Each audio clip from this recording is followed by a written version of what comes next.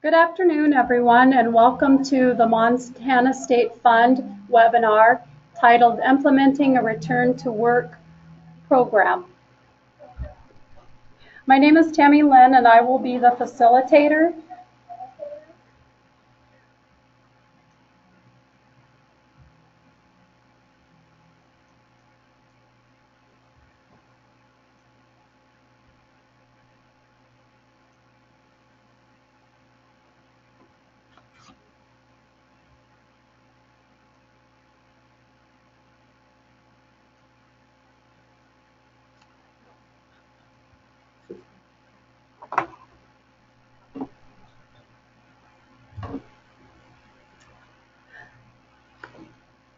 Please notice on the window to the right of your screen,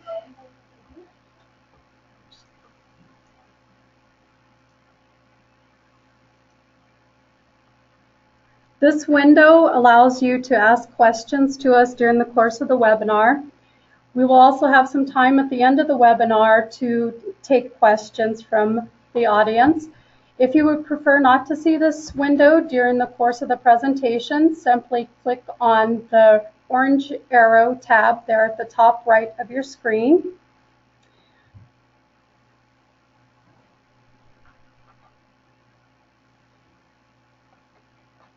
Today our presenter is going to be Herb Byers. He's a safety management consultant here at Montana State Fund. He's worked with a variety of employers, both on developing return to work programs and on implementing those programs. So at this time, I'm going to turn that over to him. And again, if you would like to ask questions, please use the question box in the window to the right of your screen. Okay, thanks everyone for joining us. Again, as Tammy said, my name is Herb and I'm a safety consultant with the State Fund. And obviously the topic today is return to work program. So we'll talk about some of the good reasons for a return to work program and some of the intricacies and ins and outs of implementing one. I like to start with a little bit of a historical perspective on return to work. So I've been in this work comp business for 25 years or so, and at one time it was pretty common if someone got injured at work that the employer would just say, well, I'll bring them back to work when they're fully released by the doctor so that they can fully do their time of injury job. And that's kind of an old school way of approaching things. But we'll talk today about some of the reasons why that's not such a good idea and some of the benefits to employer and employee about having a return to work program. So if you see the slide that just came up on your screen, a real important phrase in there is that it's meaningful, productive work. So that's just at the core of a return to work program. The old example that we hear sometimes just to bring someone back is that they'd be a paperclip counter or other meaningful or even demeaning work. But very important that it's meaningful and productive. And the other key couple of words in that paragraph is medical provider. So what's key to all of this is that the medical provider drives and determines if an employee is able to return to work after they've been injured. Return to work program, it's really a moral approach, never cruel to the injured worker, and again determined by the doctor if they're able to return since they're the patient advocate. So a couple of key terms in return to work are modified duty and transitional duty, or also called light duty. So modified duty, by that we mean that it is the time of injury job, the job that the employee was doing, their regular job at the time that they were injured. And that's always the ideal scenario. The goal is to bring them back to that job with some temporary modifications to that job to allow them to perform it within any medical restrictions given by the medical provider. So again, that's the ideal. We really strive for that. But that's not always possible. Sometimes it's just not possible to modify that time of injury job adequately to accommodate those restrictions. So in those cases, we'll do a transitional duty job. So this is a job that can be outside of their normal job duties in order to accommodate those restrictions. And I think that phrasing is important about midway through that paragraph under transitional duty. It says temporary transitional, and that's very purposeful, the wording of that. I think in any formal documents and correspondence, that's an important term to include, is temporary transitional, because this is different than a permanent accommodation. A permanent accommodation for an injured employee with permanent restrictions is a separate issue. But in the Return to Work program, it's a temporary transitional job to transition them, again, keyword, transition them back to what? Back to their regular job.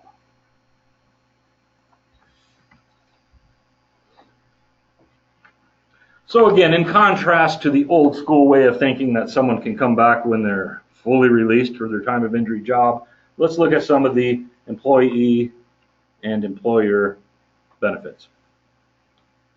So employee benefits. So it speeds recovery and improves outcomes. So again, in that old school way of operating, an employee would be given medical restrictions, and the employer would say, well, you have a 10-pound lifting restriction, for example. Your job requires more than that. You will be at home on work comp until you can return fully released. So that employee would very likely sit around a lot, sit on the couch, not necessarily exercise. They would get deconditioned. So let's say they did that for 8, 10, 12 weeks, and then magically one day they're 100% released. So what we found with that is that we'd get a lot of re-injuries. So one way to look at return to work is as work hardening. So since it closely, strictly follows the medical provider's restrictions, an employer can build the job to incrementally step up in demands as those restrictions are lifted and eased. And that way the employee gradually assimilates back to full duty. And another important benefit to the employee is maintaining self-esteem. So it's one thing to be injured. A person takes a moral, a psychological hit when they've been significantly injured. But then combine that with a sense of isolation, a lack of productivity, some loneliness elements, sitting alone at home because the rest of the family may be gone during the day. It becomes a real factor even in healing. And it becomes a cycle of injury combined with what I just talked about, being at home alone. Some depression sets in. Depression can then get in the way of full and proper healing with the mind-body connection. And the poor healing again contributes to further depression. So we get in a cycle of negativity where it really gets in the way of healing. So return to work is a good way to help avoid that and maintain self-esteem.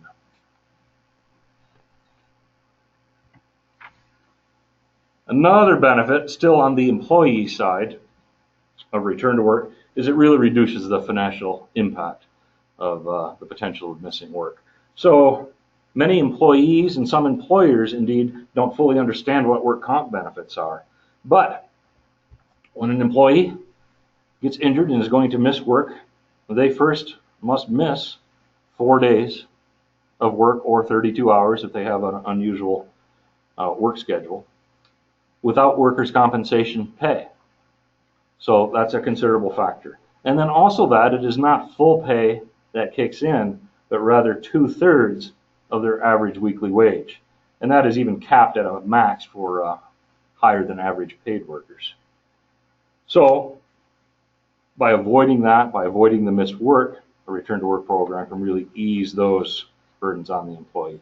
And also there's some other things which sometimes folks don't realize, but work comp doesn't contribute to things like health insurance premiums, retirement matches, other benefits like that that the employer may, or in many cases may not, continue to provide if the employee is off work. So again, it'll help to avoid those.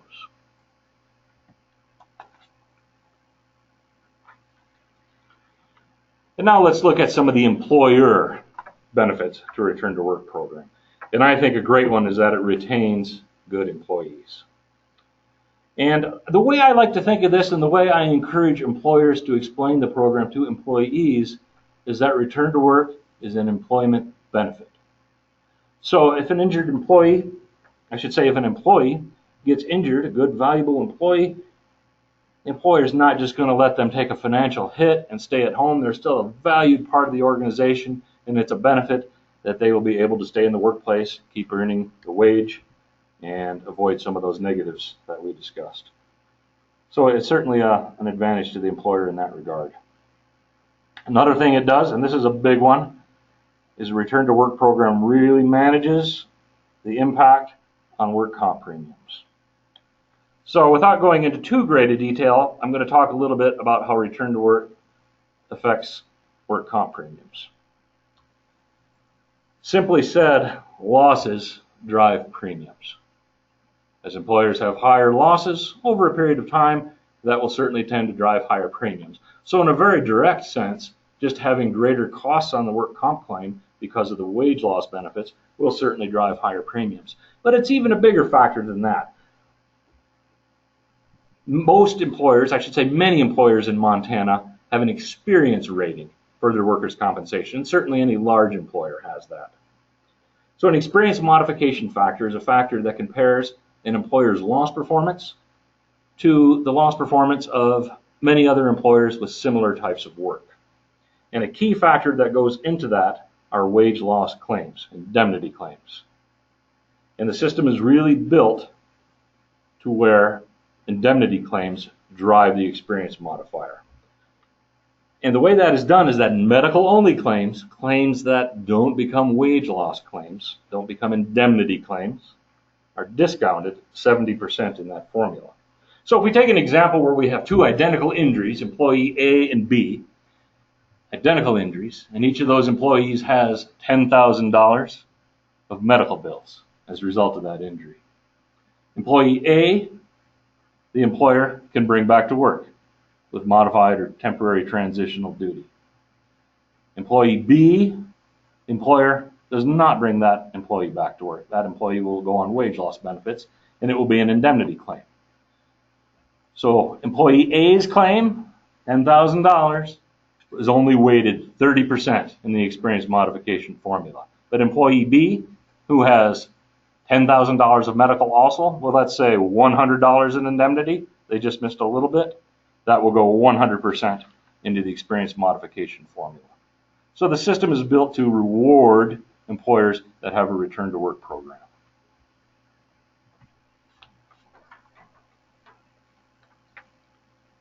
And I think another great benefit to the employer of return to work is fraud prevention.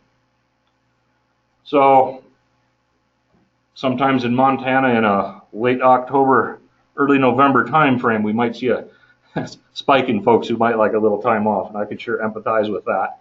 But if you put yourself in the mind of an unethical person who wishes to fake an injury in order to get some time off, say, great, I can say that I did this, I have pain, I'll be off for a few weeks. But if there's a return to work program, that person would say to themselves, well, I'll just be back at my job in modified or light duty. I'm not going to benefit by getting time off by a fraudulent claim.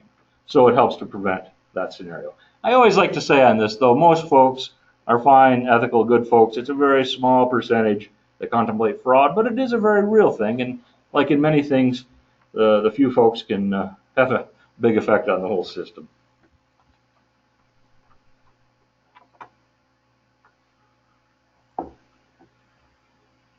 So, benefits of return to work are for both the employee and the employer.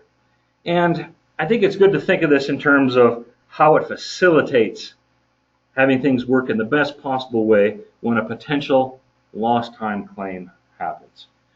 So if an employer does not have a program in place and hasn't thought it out ahead of time, a claim will very often needlessly become a wage loss claim because they just don't have a program together which is thought out of ahead of time. The way to think of this, when an employee gets hurt and it's a potential wage loss claim, it's not always certain at first, is that a clock has started ticking. And that clock takes 4 days or 32 work hours, depending on their schedule, to expire.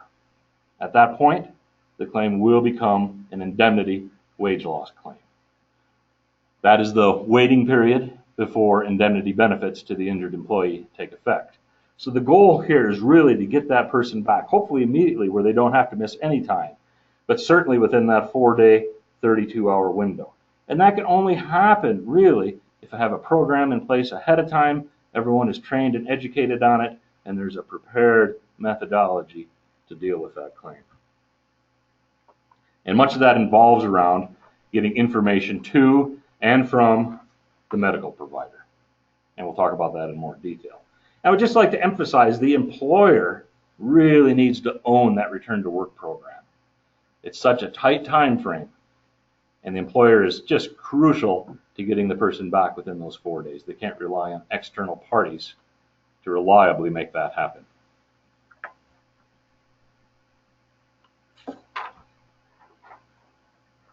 Okay. So what are the elements of a return to work program? We have them listed here on your screen, and then I will go over them in more detail.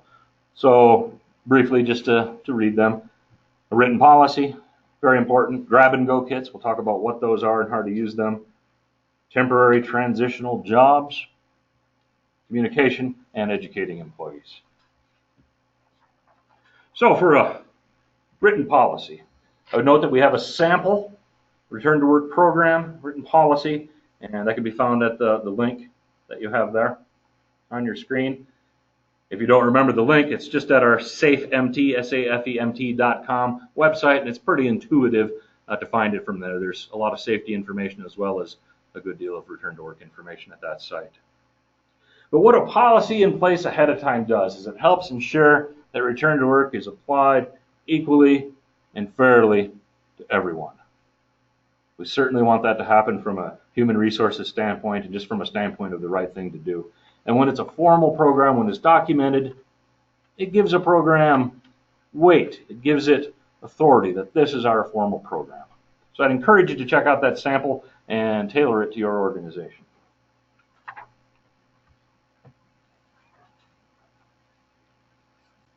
The next couple slides, several slides, will deal with grab-and-go kits. So some of you may have heard of grab-and-go kits. Bear with me if so, but I think some people have not heard of them. So let me explain, I guess to give grab-and-go kits some perspective, what happens if a person doesn't have these grab-and-go kits. In that case, there's no documents. An employee gets injured and they go to the medical provider. It might be their personal doctor, urgent care type place, emergency room, what have you. And in communication with their medical provider, if they have some limitations that are coming up, like the 10-pound lifting limitation example, the doctor might say, "What do you do for a living?" And that injured employee would say, "Well, I work in a very manual labor intensive job. I have to lift a great deal."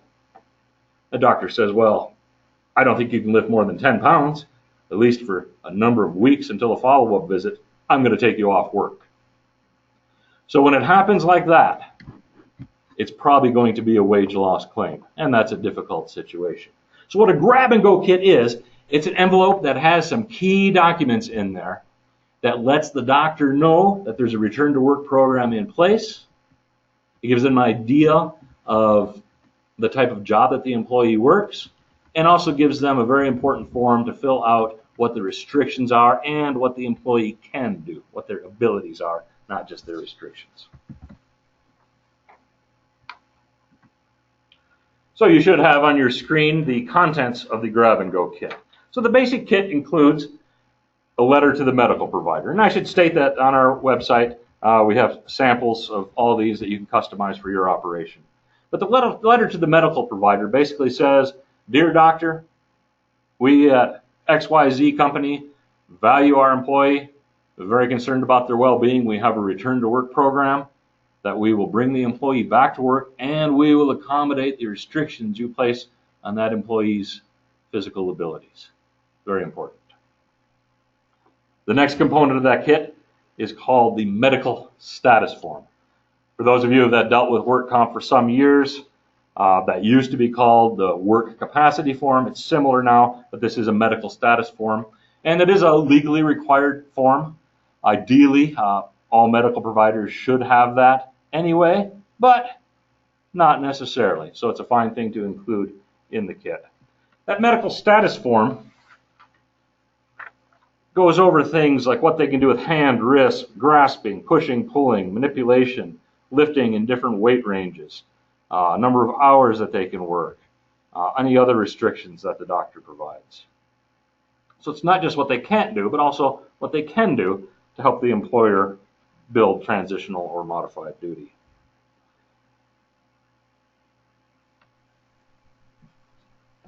The next main component, we'll go back one screen. Next main component of the grab-and-go kit is a job description. So that is a job description of the time of injury job, which will allow the medical provider to see what that employee does for a living in physical demand terms. So sometimes there's confusion on this. HR folks have a job description, which is different than this work comp return to work job description.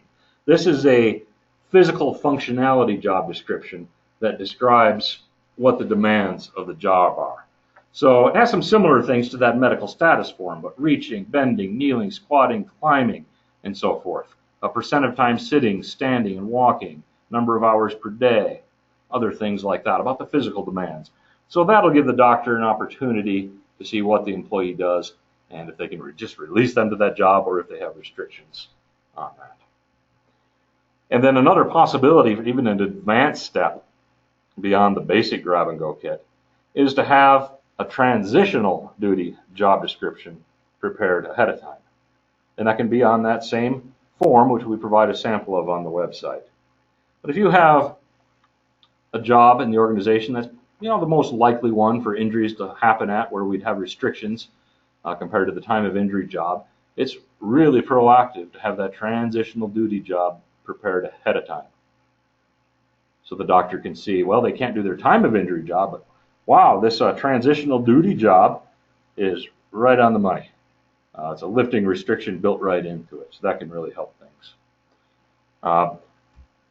The fourth form in the grab-and-go kit is a first report of injury, or FROI, for those folks that work with them a lot, always called a FROI. And I think you're likely familiar with that if you've worked with work comp at all, but that is the main form that initiates a claim, gets the whole claim process going, gets the claim number. And then finally, it's really good to include an incident investigation form in the return to work kit. So that's the popular description of that nowadays, incident investigation. I think it's also fine to call it the old accident investigation form. It's really getting at the same idea.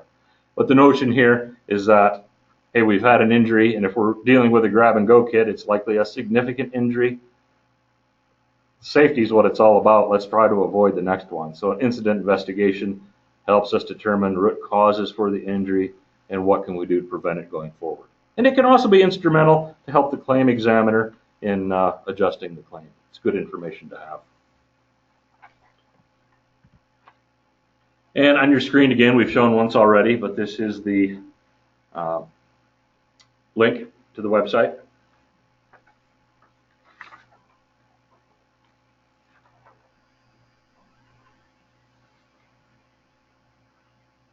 Okay, let's talk a little bit about transitional duties.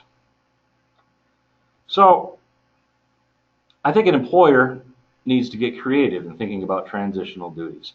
I've often heard employers say, my employee's job is to provide this service to me where they're performing manual labor. I just don't have anything else for them. Rarely is that fully true, to my experience, where something cannot be found. Again, think back to all the financial benefits to both the employee and the employer. It's really in everyone's interest, definitely the employer's interest, to bring that person back if at all possible. And again, the doctor has released them at this point for transitional duty, for light duty. So that means that they have some physical ability. The doctor is the patient's advocate. If they really can't do anything, they will not have been released and we won't be contemplating transitional duties. So I encourage you, as the slide says, to think outside the box. For instance, one that I go to sometimes when consulting with employers who just can't think of anything is right now we're in the middle of a big transition in the hazard communication standard from OSHA, which is chemical safety.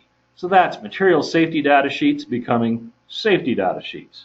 And there's training requirements, and labeling is going to be changing, and written programs will need to be modified. So just right there is a great transitional duty job that just about every employer has. Depending on how many chemicals are on premises, determine how long that task or job would extend for. But ensuring that all the chemicals on site are on the chemical inventory, ensuring that there's a new safety data sheet, SDS, for each one of those. So that's just an example of something you have to think outside the box that productive work can be found.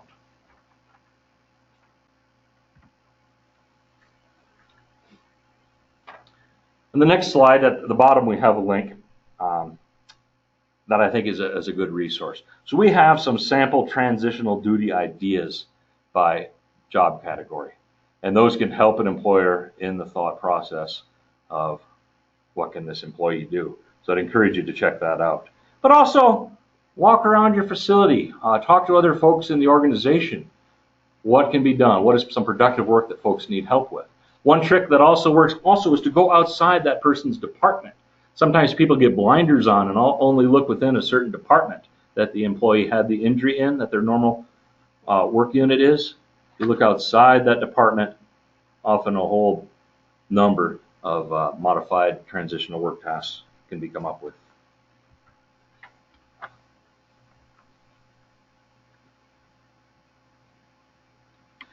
So for facilitating and enabling return to work, one nice tool to have listed at the top there of this slide is we have an incident management checklist, and that's a fine thing to use, have ready to use ahead of time, but then use it when you're in the scenario of a potential lost time claim. Because in the heat of things and with all the other demands that might be on you, it can be hard to remember everything that needs to be done. If you don't follow that link, if you just go to the website looking for that checklist, once you go to the return to work section, it is under the grab and go kit section. It can be just a little tricky to find without that link, but just go under grab and go and scroll down to the bottom and you'll find it there. Another wise thing to do, which I think is an underutilized tool, but it's very smart, is to extend a formal written job offer to an injured employee. We have that sample letter that you're free to use and modify for your own use. A couple important things that letter says is it says that it's temporary transitional duty. So what we want to avoid in this scenario, again, as we discussed already, is giving the notion that we're providing permanent accommodation. That's another matter. Return to work is a temporary transitional duty, transitioning them back to their time of injury job. Another vital thing that written job offer to the injured employee letter states is that the medical restrictions must be absolutely strictly followed. So that's an important thing for the employer to keep in mind. It needs to be managed because it's the only serious potential drawback to a return to work program. That is, if an employee gets re-injured because they exceeded their restrictions. And oddly enough, in my experience, I find that some of the employees with the best work ethic, great employees, might be the ones most likely to exceed the restrictions because they've really got that work ethic. So that letter clearly states they need to follow those medical restrictions. If they think they can exceed them safely, they need to return to their medical provider and have that medical provider decrease the restrictions. And an important point here to realize from an employer standpoint is that this is not optional for the employee. An employee can be required to come back to work in a return to work capacity, provided that you meet the medical restrictions. So if that employee says, no, I don't think I want to do that, they're not eligible for the wage loss benefits because a job within their medical restrictions is being offered.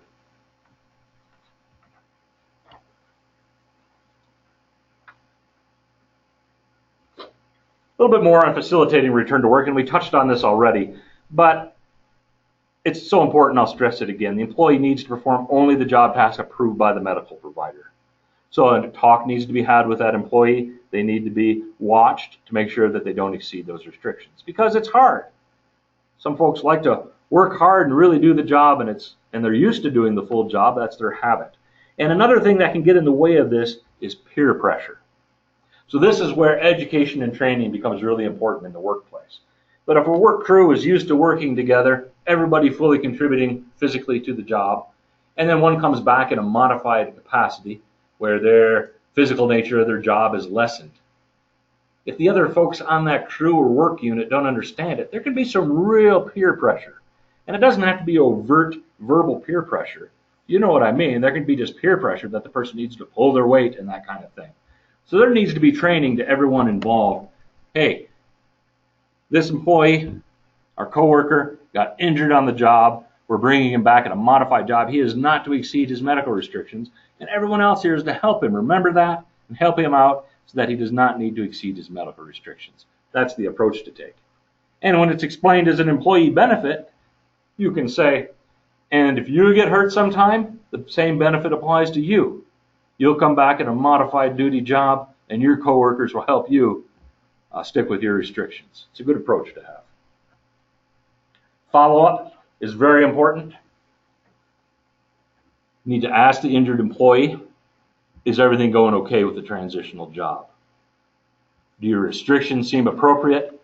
And is the job we're providing, does it match your restrictions? Sometimes things happen in theory and principle, but when the rubber meets the road, when they're actually doing the job, we need to make sure that their restrictions are actually being abided by, that they're enabled to stick with their restrictions.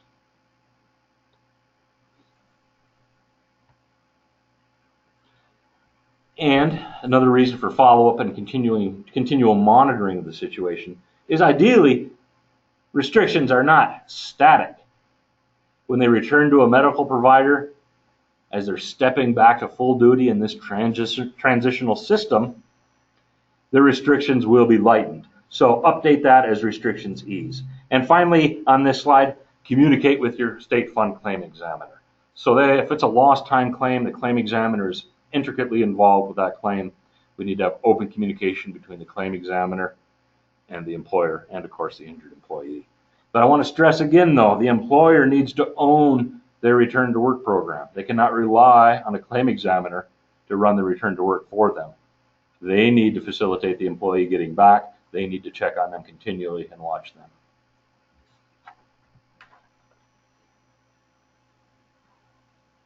So, as we've talked about a little already, education to the workforce is very important. And as with safety training, the time to do education is before the event comes up. So we want folks educated about return to work ahead of time. That's both existing employees, and if you don't have it already, very good to build that into a new employee safety orientation, into the new hire orientation period. So when a person gets injured, it's a scary time. It's a serious enough of an injury that they could potentially miss work. That is a scary time in that person's life. So if they've had some education ahead of time, they will understand what's happening. They'll understand why they're being offered a modified duty job to come back to work, and hopefully they should appreciate it. It's a good thing to explain the basics of benefits, the waiting period that we discussed, 4 days or 32 hours, the 2/3 of pay that is paid in work comp. And I think it's also a good thing to explain a modified duty job as a requirement. It will be required just like they're required to work their normal job. As long as the restrictions are met, that's a job requirement that they show up for that.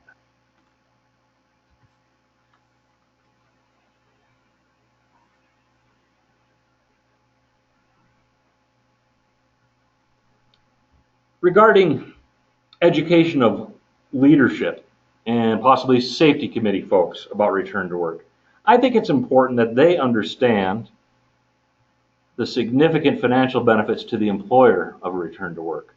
If they understand the effects that a lost time injury can have on the organization, on work comp premium, they're apt to be much better motivated to do what they can to think out of the box and find transitional duty for their injured employees, or to work with injured employees from another department to understand why that is important. If folks understand the effects of being off work, they're much better motivated to facilitate it in the organization.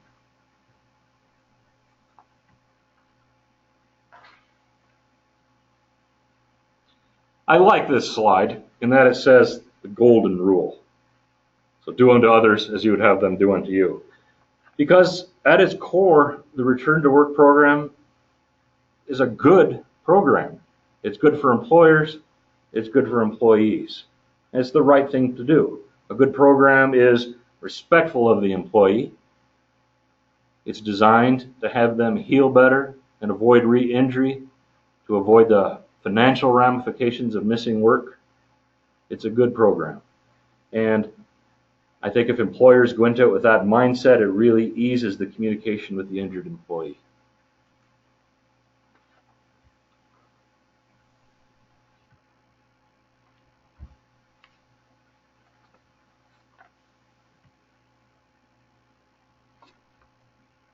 Okay, at this time, I would like to open it up for questions. If anybody has questions for Herb, we are here monitoring your input. We'll take a couple of minutes and give you an opportunity to send some of those questions our way.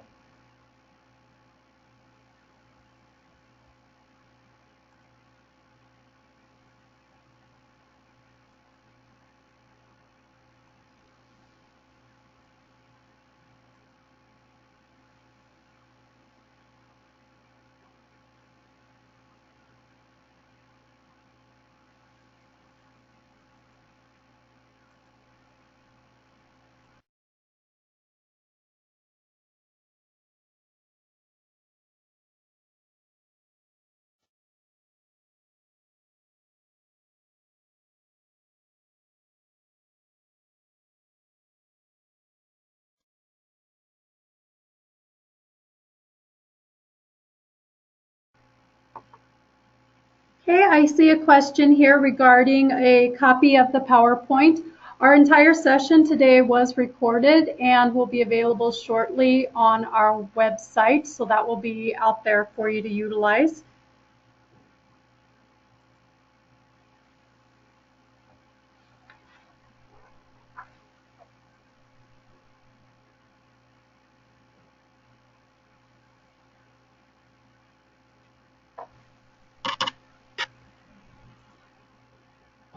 If you would like just a copy of the PowerPoint slides, which is also a question that we received, you can send us an email and we can get you a copy of that. Absolutely. Any other questions?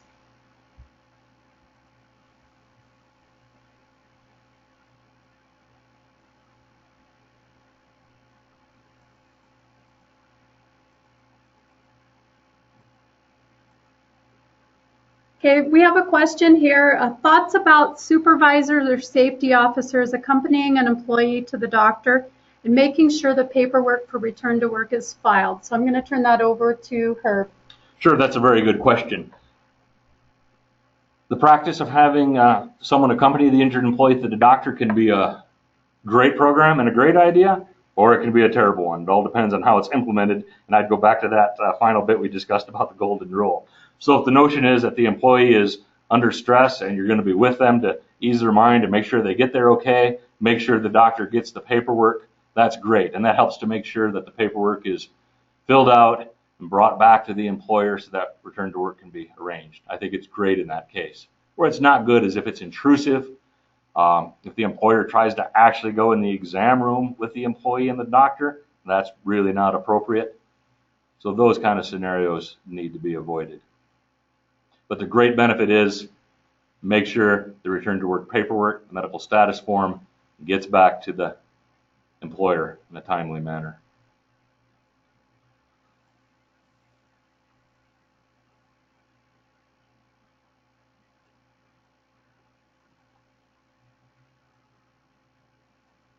There's a question here with regards to the grab and go kits and where you can obtain those.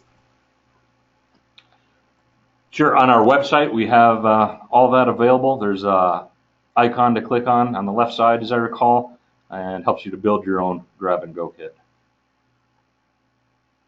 So obviously when we provide it, it's a generic sample form. As much as possible, it's good to customize it to your own operation. We have a question. Are doctors required to fill out the paperwork? Can they refuse? Doctors are required to fill out the medical status form, and that is really the main form. Now, is that to say a doctor never refuses? No, we've heard of that it has happened, and that's an issue with that medical provider, but they do need to fill out that medical status form. Okay, the next question here, I believe this says, as a temp employer, can I just call the doctor to find out how my injured worker is doing and when they might be released to either light duty or full duty. I think as the employer, can I just call the doctor? I would step cautiously with that. And I wouldn't do it without the knowledge of the employee. I would make sure the employee is aware of that. And really probably the better approach, since it's a lost time claim we're talking about, is call the claim examiner at that point first. We need to be careful of medical confidentiality for the injured employee. Okay, our next question here is, can the employer choose the wage for an employee in transitional temporary work? Yes, an employer can do that, but I would call that a false economy. So as an example, if an employee is normally a $20 an hour employee, and the employer says they can bring them back, but since it's a different job, they'll only pay them $10 per hour. Well, that employee has a wage loss, and they will be eligible for wage loss payments. State fund, in other words, will make up the difference within the constraints of the system. So it will still be a wage loss claim, and will still incur those expenses to the employer. It would be further ahead financially for the employer and the employee to pay the full wage. So we encourage that whenever possible. If that is absolutely just not possible, it is better than having them off work totally, certainly. Our next question here, does Montana State Fund have any sample job descriptions? We do. On that Return to Work website, we have a job description bank. And I think it's a pretty good one. It has quite a few in there.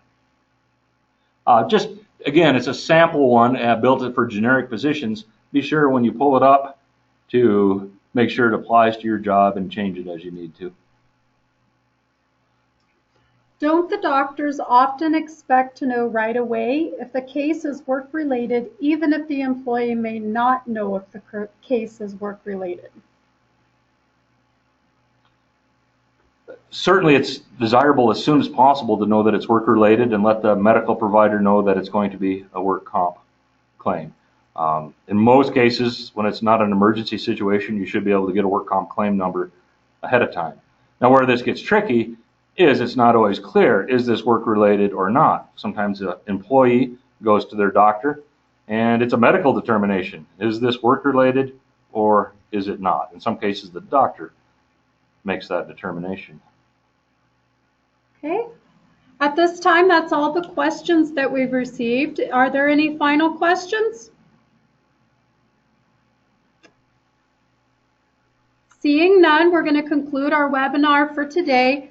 You will receive shortly an evaluation form. Let us know how we did. We're always looking for opportunities to do these a little better and find new and exciting ways to utilize technology to reach out with a safety message.